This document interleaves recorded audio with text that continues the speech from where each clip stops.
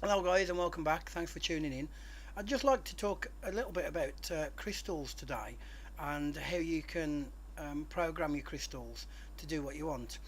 Now, a lot of people think that you must have a different crystal for each different purpose. Now, if that's the way you want to work it, that's great. That's no problems whatsoever. You can do that, but it's not a necessity. It's not a necessity.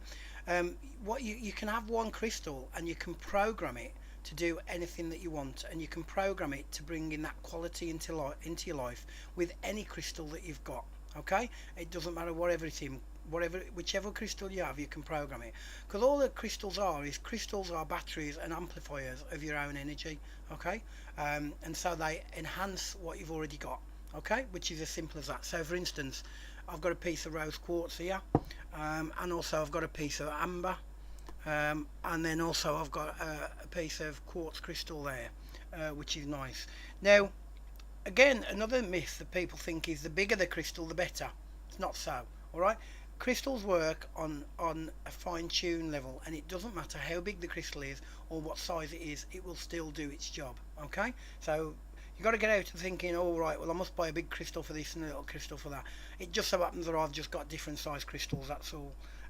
You know, but they all do the same, and they all do what I want them to do. So then we come on to the fact that of how do we program a crystal. Well, first of all, no matter where you buy your crystal from, right, you must always make sure that you cleanse your crystal. And the way you cleanse a crystal, or again, these are just my methods. I'm not. There's probably numerous methods out there, but this is one that I use, and that is that I get a glass of water. I put 2 spoonfuls of salt into the glass, fill it up, and then I'll put the crystal into the glass and leave it in direct sunlight for about a day.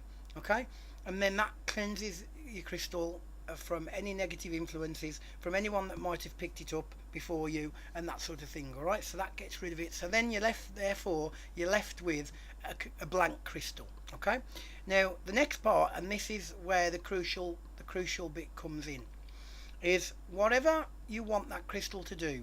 Now is the time where you have to be absolute with that thought. You cannot afford to let any negative influence, any doubt, or anything like that enter into this thought, because otherwise, if you do, it basically will create instability, and basically it will never happen. Okay, so no matter what it is, no matter what thought, no matter what wish, no matter what you want to be drawn into your life, you must be 100% focused and not let any doubt in your mind at all about what you want coming into your life. Okay, so what you do is you've got your thought in your head.